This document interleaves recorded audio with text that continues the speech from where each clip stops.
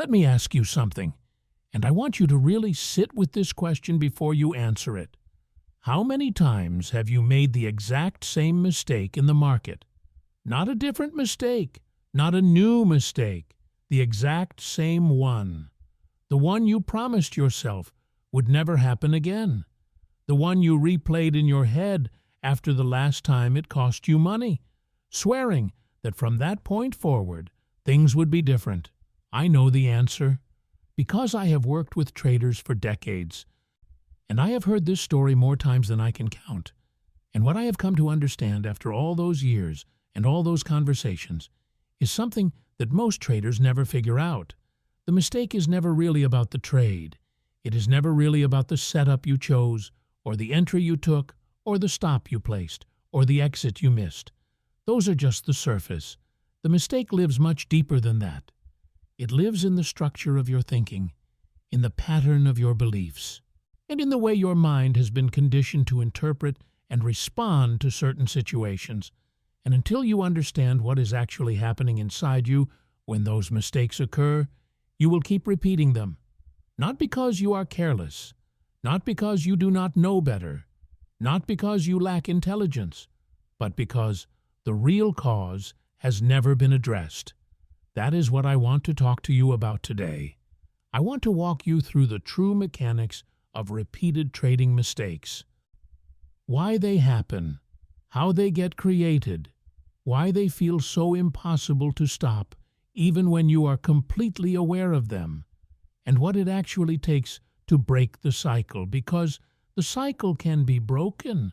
I have seen it happen, but it requires a kind of honesty and a depth of self-understanding that most traders are simply not willing to pursue.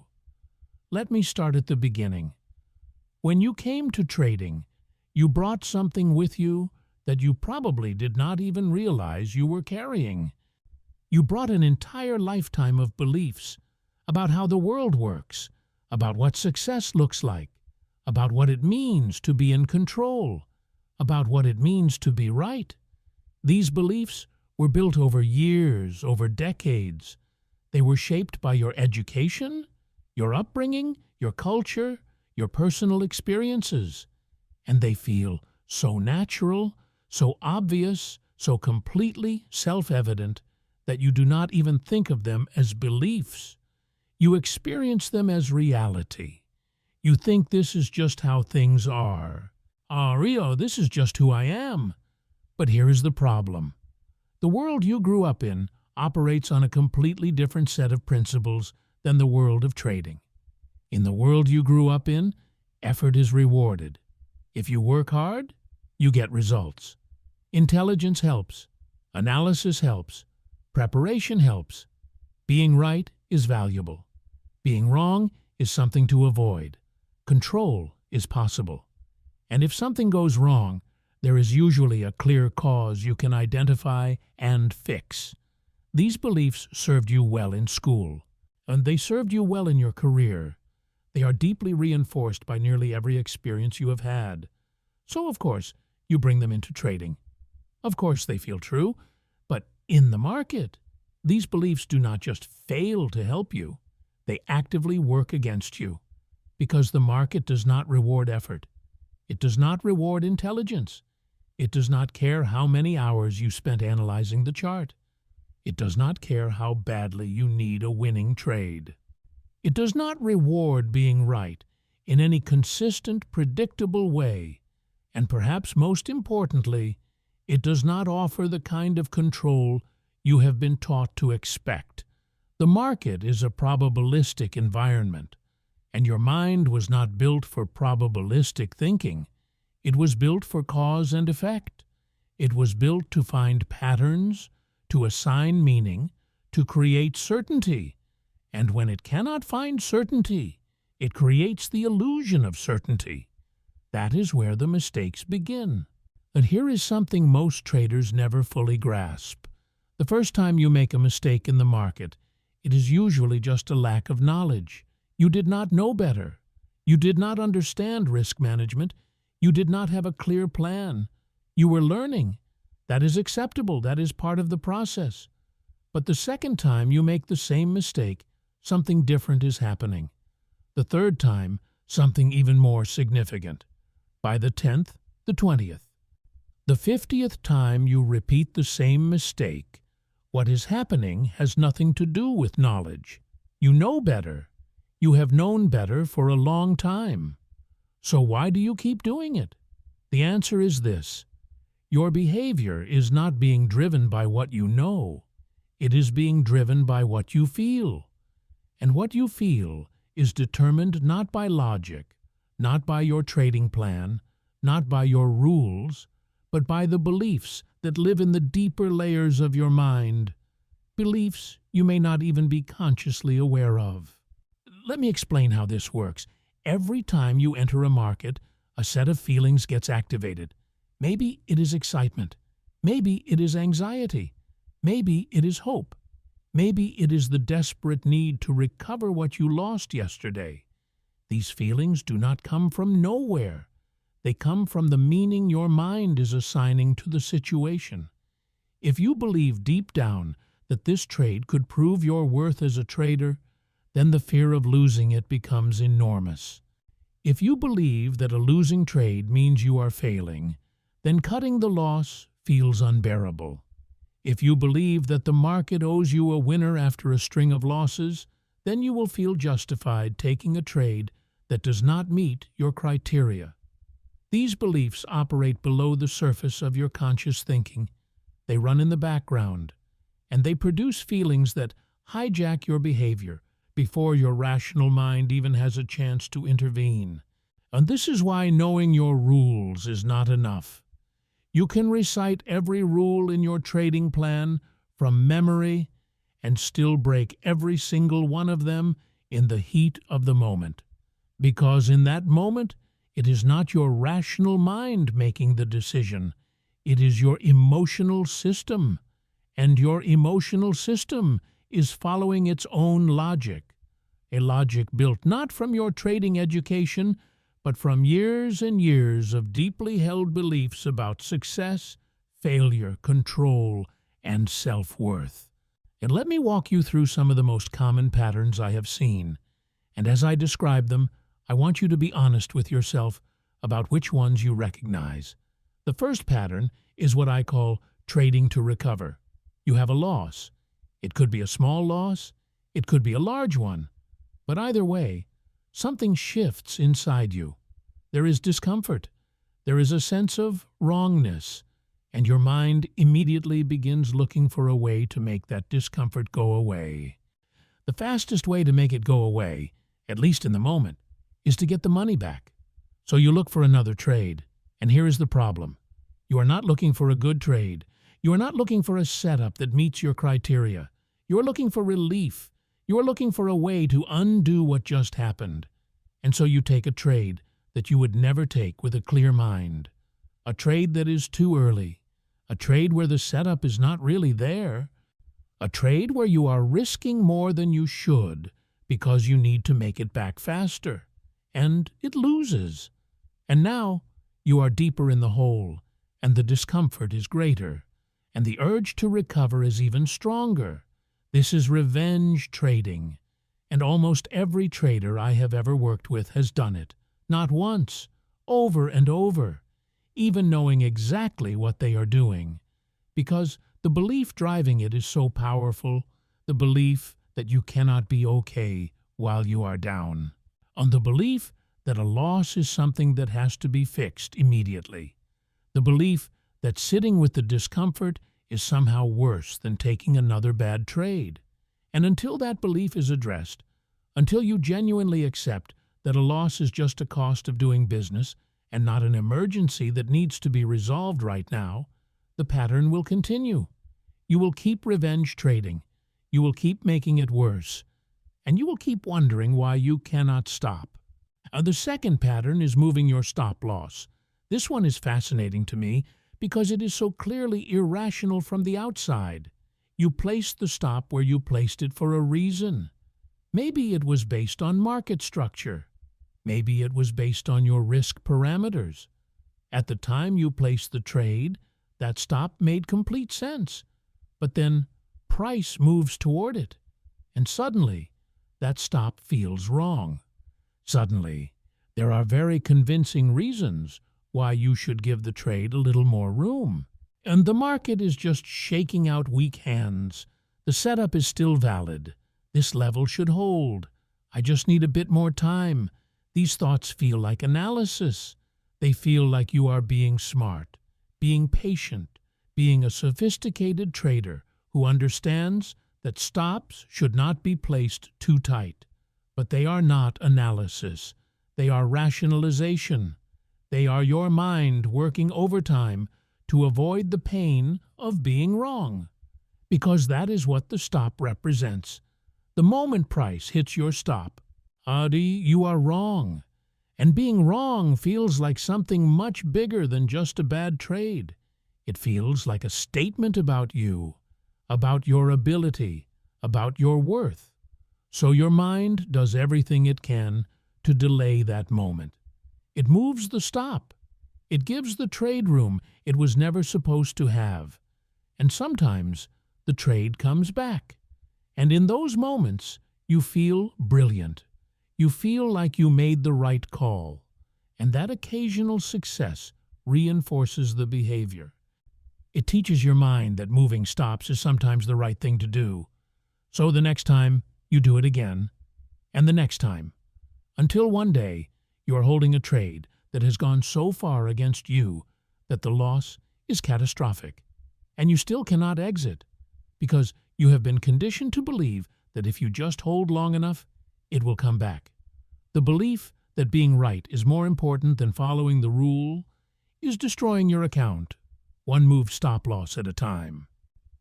The third pattern is cutting winners too early.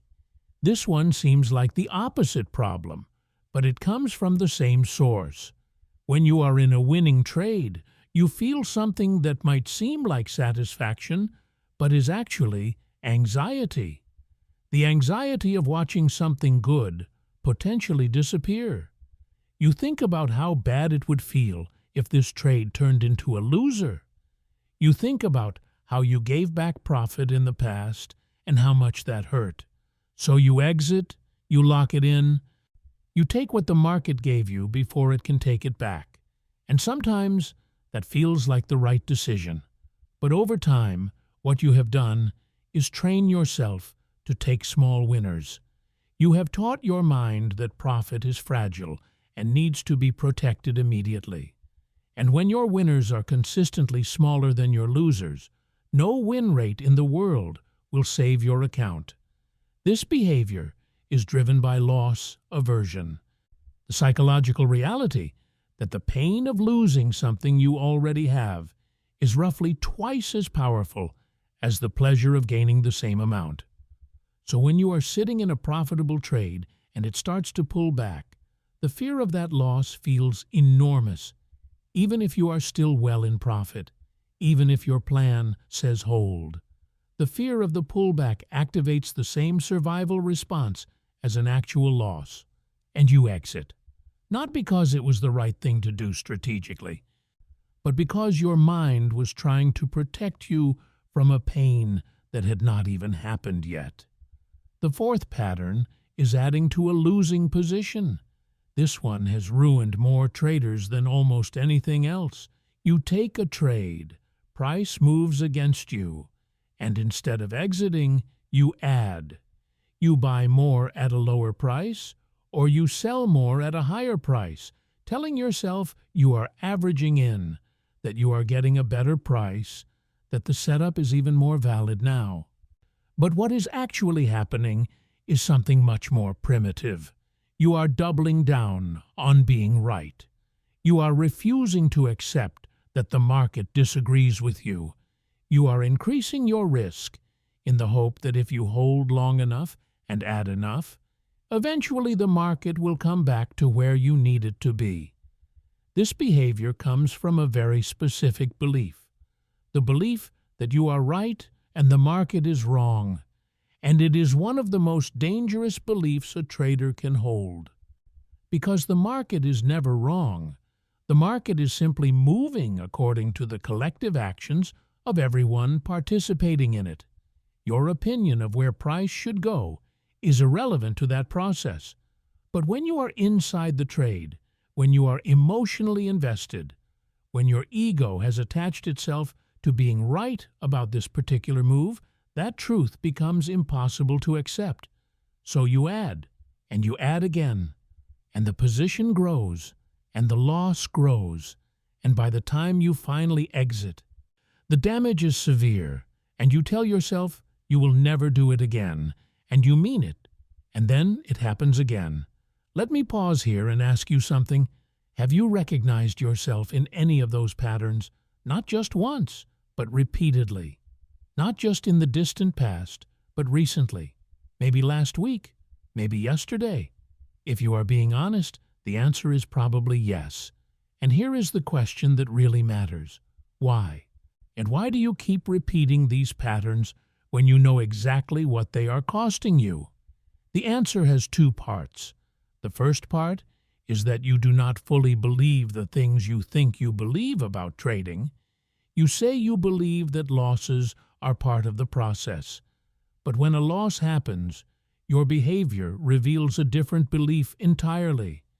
You say you believe in following your rules, but when a trade goes against you, your behavior reveals that being right feels more important than following rules. There is a gap between what you tell yourself you believe and what your behavior shows you actually believe. And your behavior is always the truth. Your behavior is always revealing the real belief, not the intellectual one you have adopted from books and courses and videos. The second part of the answer is this. Your emotional system is much faster than your rational mind.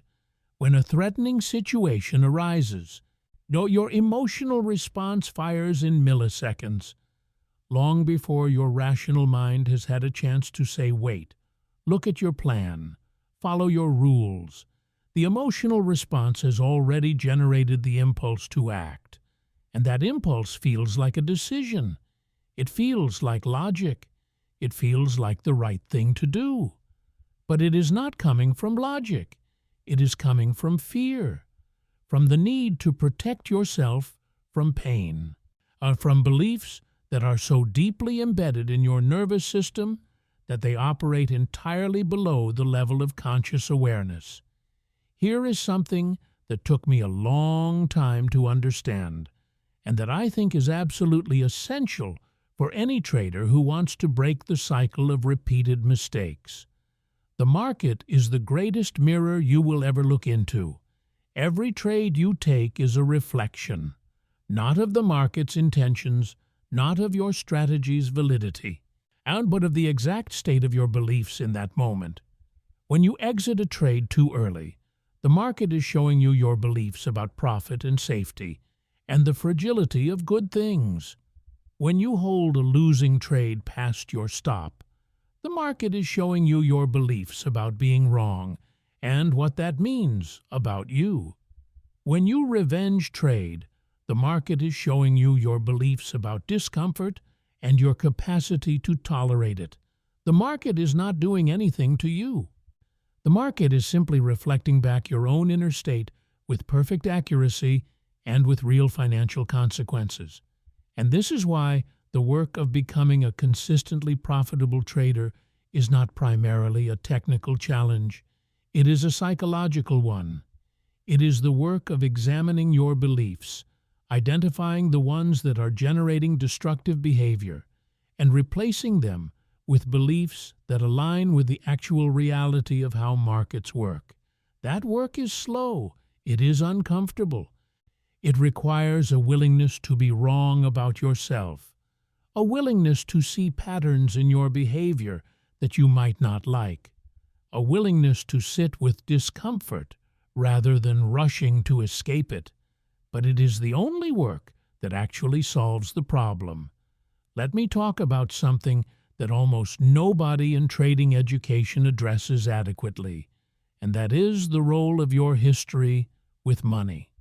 Your personal history. Long before you placed your first trade, you had an entire relationship with money. You had beliefs about what money means, about what having it says about you, about what losing it says about you, about whether you deserve it, about whether it is safe to have it, about whether keeping it is possible. These beliefs came from your childhood, from watching your parents, from the messages your culture sent you about wealth and worth and success. And they are extraordinarily powerful, more powerful than any trading rule you have ever learned, because they are foundational. They were built before you had the intellectual capacity to examine them critically. They were built when you were taking in the world through the eyes of a child, accepting everything you observed as simply the way things are. And they run your relationship with money to this day. Think about this. If deep down you hold a belief that people like you do not get to keep large sums of money, right? That wealth is for other people, that every time things start going well, something comes along to take it away. What do you think happens when your trading account starts growing? What do you think happens when you start getting close to a target that would represent real financial success? I have worked with traders who were technically proficient, who had solid systems, who knew exactly what they were doing. And they would consistently find a way to sabotage themselves right at the point of breakthrough. A big losing trade, an impulsive decision, a sudden abandonment of their rules, and they could not explain it. They did not understand why it kept happening. But when we dug into their history, into their beliefs about money and what they deserved, and whether success was really available to them, the pattern made perfect sense. The behavior was completely consistent with the belief. The mistake was not random. It was the belief expressing itself in the only way it knew how. Now let me talk about something else. The way that one mistake creates the conditions for the next one. Because mistakes rarely happen in isolation, they tend to cluster. One bad trade leads to emotional activation. That emotional state impairs your judgment on the next trade. The next trade also loses, or if it wins, you do not manage it well, and your emotional state worsens further. And now you are in a spiral. I have seen traders start a day with a clear head and a solid plan, and end it having violated every rule they had, having taken trades they would never have considered in a calm state, having turned a manageable loss into a serious one, not because they forgot their rules, not because they suddenly lost all the knowledge they had accumulated, but because one mistake generated an emotional response that then drove the next mistake. And that generated a further response, and suddenly the rational mind is completely out of the loop. The emotional system is taken over, and the emotional system's goal is not to execute your trading plan. Its goal is to manage pain, to avoid discomfort, to regain a sense of control and self-worth. And in service of those goals, it will do things that are completely contrary to everything you know about good trading. And this is why professionals talk about the importance of stopping after a certain number of losses in a day. Not because you are punishing yourself, not because you cannot handle more trades, but because you are protecting yourself from the spiral. You are recognizing that once your emotional system has been sufficiently activated, your ability to make clear decisions is compromised, and no amount of willpower can fully override that in the heat of the moment. Now, let me talk about willpower for a moment, because I think there is a massive misunderstanding about what willpower can and cannot do. Most traders believe that if they just had more discipline, if they just tried harder, if they just wanted it badly enough, they would stop making these mistakes. But willpower is not the solution. Willpower is a limited resource. It depletes, and when it is depleted, the underlying beliefs and habits take over completely. You can use willpower to override your emotional system for a period of time. You can force yourself to follow your rules for a while. But the moment your defenses drop, the moment you are tired or stressed, or have already had a difficult day, the old patterns return because they were never actually addressed. They were just suppressed. And suppression is not the same as resolution. The only thing that actually resolves the pattern, the only thing that genuinely changes the behavior at a fundamental level, is changing the belief that is generating the behavior. When the belief changes, the behavior changes automatically. You do not need willpower to stop doing something that no longer makes sense to you. You do not need to force yourself to not move your stop-loss. If you genuinely, deeply, at the level of felt experience, believe that losses are simply part of the process and not a statement about your worth, then the behavior flows naturally from the belief. Change the belief, and the behavior follows. The challenge is that beliefs are not changed by simply deciding to believe something different. You cannot think your way into a new belief. You have to experience your way into it. And that takes time and a very particular kind of attention. Here is what that process actually looks like. It starts with awareness, genuine, non-judgmental awareness of what is actually happening inside you when you are trading. Not just awareness of your trades, awareness of your thoughts, your feelings, your bodily sensations, awareness of the moment when something shifts, when your breathing changes, when your focus narrows, when you start feeling something that tells you the emotional system is getting activated. Most traders are so focused on the external environment, on price, on charts, on news, that they are completely unaware of what is happening internally. And yet, the internal environment is where every trade decision is actually made. So, the first step is learning to pay attention to yourself, to develop a kind of internal observer who can watch what is happening inside you without immediately being swept up in it.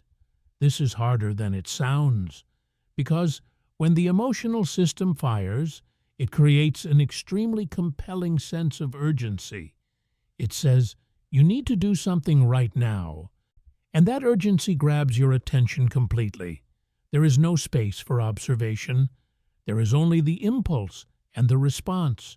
Learning to create even a small gap between the impulse and the response is the beginning of everything. It is the beginning of genuine discipline, not the forced, white-knuckle discipline of willpower, but the natural discipline that comes from awareness. The second part of the process is understanding. Understanding what the feeling is actually about. And when you feel the urge to move your stop-loss, that urge is telling you something. It is telling you that you are afraid of being wrong. It is telling you that being wrong feels like more than just a bad trade. It feels like a verdict. Understanding that connection, understanding that the feeling you are having is about your identity and your self-worth, and not really about the trade itself, that understanding creates distance. It allows you to say, I see what this is. This is not really about this trade. This is about my need to be right. And from that place of understanding, it becomes possible to make a different choice. Not easy, but possible. Whereas, without that understanding, the only thing you experience is an overwhelming impulse, and the impulse wins. The third part is practice.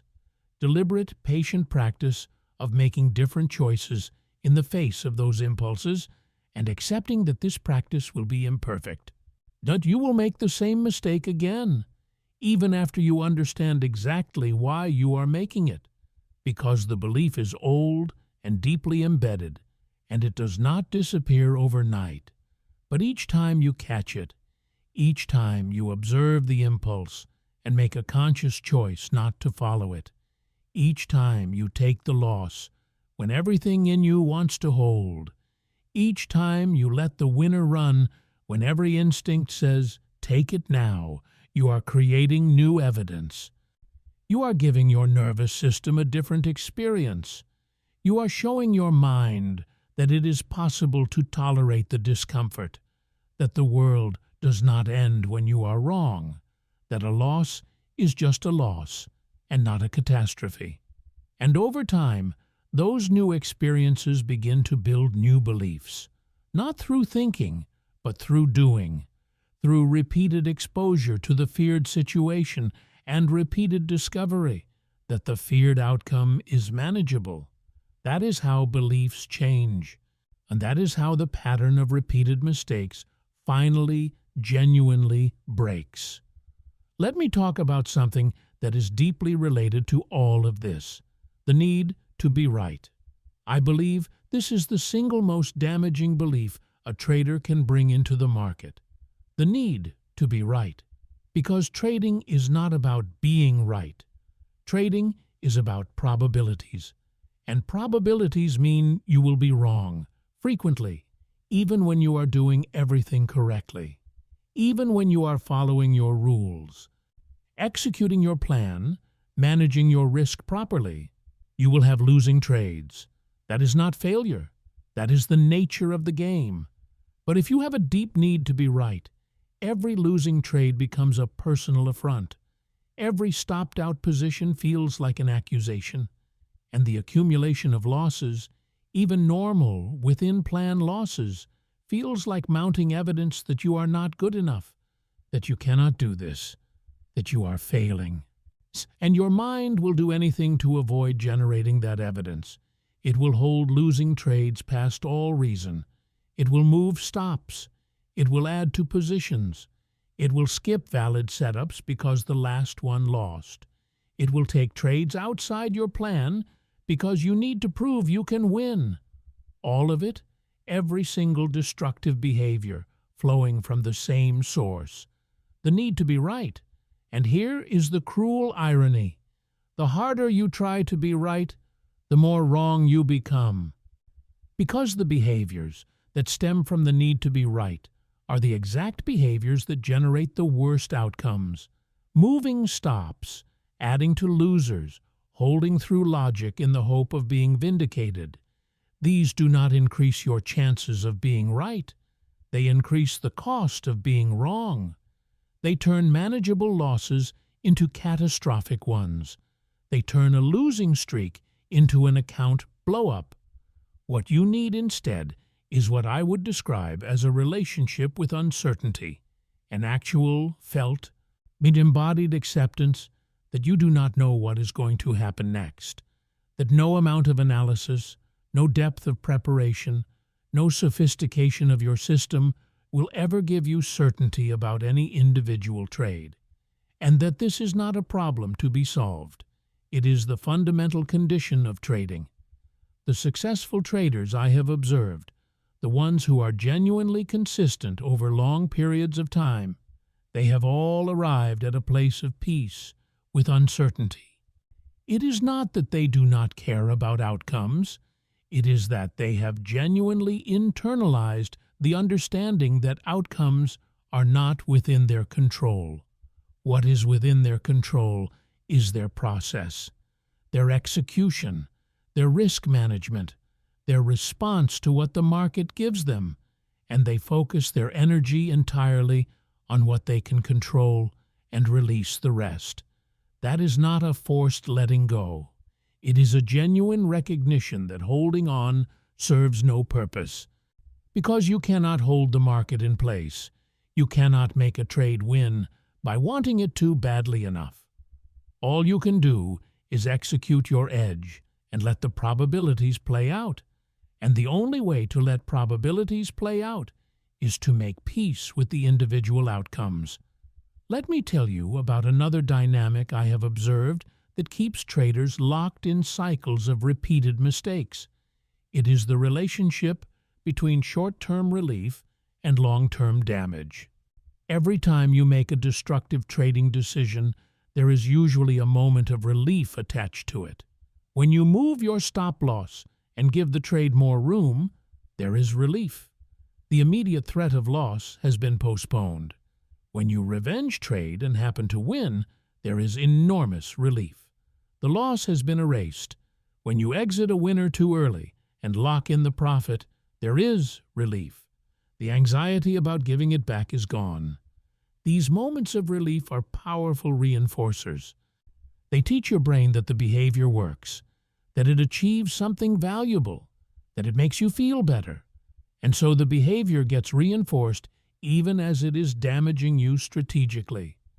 This is why the pattern is so sticky, not because you are irrational, but because in the short term, the behavior is genuinely working. It is achieving a short-term emotional goal, even as it undermines your long-term trading goals. The challenge is that the feedback loop is distorted. And the relief comes immediately. The damage comes later, sometimes much later. And human minds are wired to respond more strongly to immediate consequences than delayed ones. So the short-term relief wins, over and over, until the account is damaged enough that the delayed consequence becomes an immediate crisis. And even then, the pattern often continues. The way to interrupt this dynamic is to find a way to make the long-term consequences feel real in the present moment. Or not as an intellectual exercise, not as a logical understanding that, of course, this behavior is harmful, but as a felt experience. One way to do this is through detailed journaling. Not just recording your trades, but recording the entire emotional experience. Before the trade, during the trade, at the moment of the mistake, afterward. Writing down exactly what you were feeling. Exactly what thought preceded the action. Exactly what belief that thought was expressing. Because when you see it written out, when you read back the pattern in your own handwriting, something shifts. It becomes harder to maintain the unconscious quality of the behavior. It becomes harder to pretend it was logical. And it becomes possible to trace the path back from the mistake to the belief, to see clearly what underlying conviction generated what specific action. That clarity is valuable. It is the beginning of real change, because you cannot address something you cannot see. And journaling makes visible what the heat of the moment keeps hidden. I also want to talk about the role of consistency in all of this, because one of the things that keeps traders making the same mistakes is inconsistency in how they respond to themselves when they make those mistakes. Some traders respond with harsh self-criticism. You are an idiot. You knew better. You always do this. You will never figure this out. And here is what that self-criticism does. It generates shame. And shame is not a productive emotion in trading. Shame makes you want to hide from the behavior rather than examine it.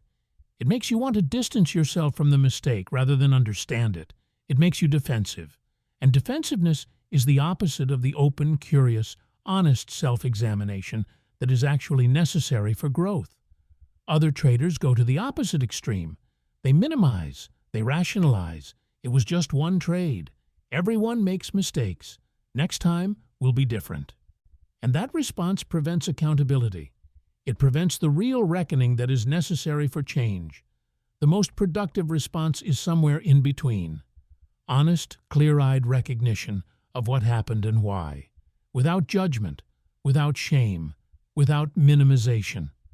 A willingness to look directly at the behavior and say, yes, I did that. Here is what it cost me. Here is the belief that drove it. Here is what I need to do differently. That kind of accountability, delivered without cruelty, is the foundation of genuine progress.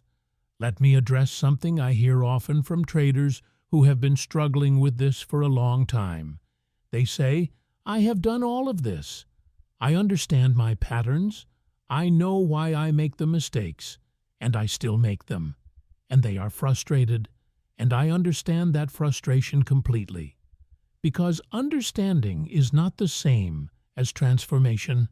You can have perfect intellectual clarity about why you do something and still do it. Understanding is necessary, but not sufficient. What is also required is time, patience with yourself, and the process, and a willingness to count progress in small increments rather than expecting sudden complete transformation. The beliefs that are generating your repeated mistakes have been there for years. Some of them have been there for decades. They are embedded in neural pathways that have been reinforced thousands of times. They are not going to dissolve because you read a book or watched a video or had a conversation. They are going to change slowly, through consistent effort, through repeated new experiences, through a gradual accumulation of evidence that the new belief is more functional than the old one. And during that process, you will slip. You will make the same mistake again, and that is not evidence that you cannot change. It is evidence that change takes time. The question is not whether you made the mistake again. The question is whether you caught it a little sooner this time, whether the gap between the impulse and the action is getting any longer, whether you are seeing the pattern more clearly. Those are the real metrics of progress. Not a clean record of perfect execution, but a gradual, honest, incremental improvement in self-awareness and self-management. Here is something I want to be very direct about. Some traders use their psychological work as a substitute for proper system development. They think that if they just fix their psychology, their profitability will naturally follow. But that is not the whole picture. You also need a genuine edge, a system that has a positive expectancy over a series of trades. And you need to understand that system deeply enough to execute it with confidence. Psychology does not substitute for edge. Or what psychology does is allow you to express your edge consistently. If you have a genuine edge but cannot follow your rules, psychology is your limiting factor. But if you do not have a genuine edge, fixing your psychology will only mean that you lose money more consistently. So the work happens on both fronts simultaneously. Build a solid system and do the psychological work to execute it cleanly. Neither one alone is enough. Both together create the conditions for genuine, sustainable success. Let me come back to something I said at the beginning, and I want to go deeper into it. The idea that the mistake is never about the trade. I want to give you a concrete example of what I mean. A trader has a long setup. Price hits the entry. He takes the trade. Price moves against him. His stop is 50 points away. Price is now 40 points against him. His stop has not been hit, and he is already thinking about exiting, already uncomfortable, already looking for reasons why the trade might not work, and he exits at 30 points loss before his stop is even reached. Now, if you ask him why he exited, he will give you a story about the trade. He will say the momentum was not right. He will say there was a resistance level nearby. He will say something felt off about the price action, and those reasons might even contain a grain of truth, but they are not the actual reason. The actual reason is that the discomfort of being in a losing trade had become intolerable, and so his mind went looking for evidence that exiting was the right thing to do. And it found some, because the mind always finds evidence for what it has already decided to do. This is called confirmation bias, and it operates constantly in trading. When you have already decided emotionally that you need to exit, your mind will scan the environment for reasons to exit and present them to your conscious awareness as objective analysis. But they are not objective. They are selected. They are cherry-picked to support the conclusion that fear has already reached. And this is how the emotional system disguises itself as logic. This is how you can make a completely fear-driven decision and genuinely believe you are being rational. This is one of the most difficult aspects of trading psychology to work with, because it is so invisible from the inside. The only way to get outside of it is to commit to your rules in advance, in a calm state, and then hold yourself to those commitments even when your in-the-moment mind is generating compelling reasons to deviate, because the compelling reasons will always be there. The market will always offer you something that looks like justification. The question is whether you trust the rule more than you trust the feeling. And developing that trust in your rules, that willingness to subordinate your moment-to-moment emotional response to a pre-committed plan, that is a major psychological achievement. It requires you to accept that your in-the-moment judgment is compromised by emotion and to build a system that compensates for that. Not by trying to eliminate emotion. That is not possible and not the goal. But by creating structure, the predefined rules, clear criteria that carry the decision-making when the emotional system is too activated to be reliable. Think about what it would actually feel like to be free of the cycle of repeated mistakes, to sit down at your trading station without the weight of yesterday's revenge trade or last week's blown stop, to take a setup and execute it cleanly, without hesitation, without the background noise of self-doubt and unresolved emotional residue from previous mistakes. To take a loss and simply move on, not because you are repressing the discomfort, but because you genuinely understand it as part of the process and it does not define you. To let a winner run, not because you have overcome some Herculean inner battle, but because you have genuinely internalized that your edge plays out over a series of trades, and this one trade's outcome is just one data point in a much larger process. That kind of freedom is real. I have seen traders find it, not all of them. No, not quickly, but it is available. It becomes available when the work is done. When the beliefs have been examined and those that do not serve you have been gradually replaced by ones that align with the reality of trading. When you have traded your way through enough experiences to have built a genuine felt understanding, not just an intellectual one, of what the market actually is and what your role in it actually requires. The market is not your adversary. It is not testing you. It is not out to get you. It has no awareness of your existence. It is simply the collective behavior of everyone participating in it. And your job is not to beat it or control it or prove yourself to it. Your job is to identify a repeatable edge, to execute that edge consistently, to manage your risk on every trade, and to let the probabilities do their work over time. That is all. That is everything. And the repeated mistakes you keep making are nothing more than your mind's way of trying to do something else, trying to control what cannot be controlled, trying to be right when rightness is not the goal, trying to avoid pain when pain is simply the cost of playing. Every mistake is a message. It is your mind showing you what it believes.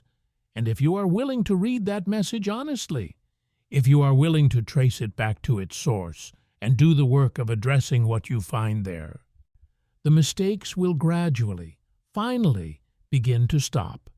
Not because you tried harder, not because you found a better strategy, but because you changed the beliefs that were generating them. That is the real work.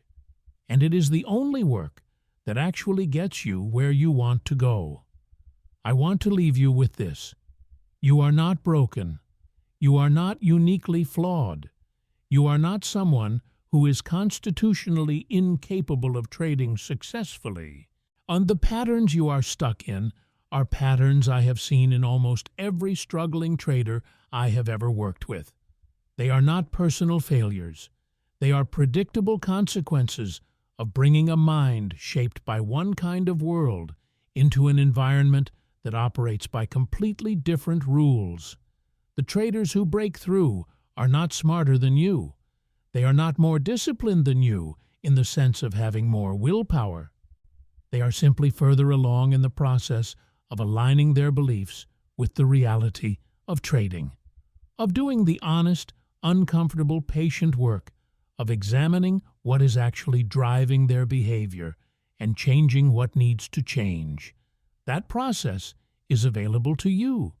The question is whether you are willing to pursue it.